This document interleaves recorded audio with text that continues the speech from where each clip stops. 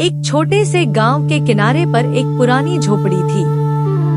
कहा जाता था कि वहां एक बूढ़ी चुड़ैल रहती है। उसका नाम था भूरी माँ। गांव के बच्चे जब भी जंगल की तरफ जाते तो दूर से ही धुआं उठता देखते और डर कर भाग जाते।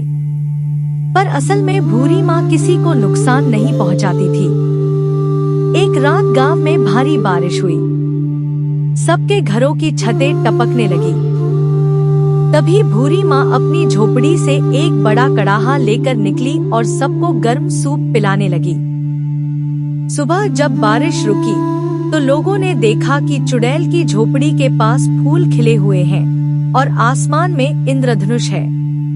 तब सबको समझ आया कि वो चुड़ैल नहीं बल्कि जंगल की रखवाली करने वाली दयालु बूढ़ी औरत थी। तब से गांव के लोग उसे चुड़ैल नहीं बल्कि भूरी दादी कहने लगे। एक बार की बात है, एक छोटे से गांव में गुड्डू नाम का लड़का रहता था। गुड्डू को रात में जंगल में घूमने का बहुत शौक था।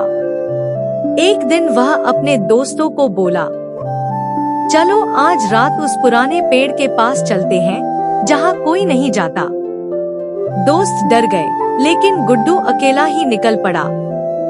जंगल के बीच में पहुंचते ही उसे एक लालटेन की हल्की रोशनी दिखाई दी।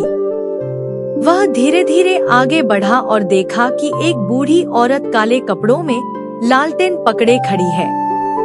गुड्डू ने डरते हुए पूछा, बूढ़ी अम्मा, आप यहाँ क्या कर रही हैं? औरत मुस्कुराई, उसकी आंखें लाल चमकने लगी। मैं चुड़ैल हूँ बेटा, यह मेरी लालटेन है। जो भी इसे छूता है वही लालटेन में कैद हो जाता है।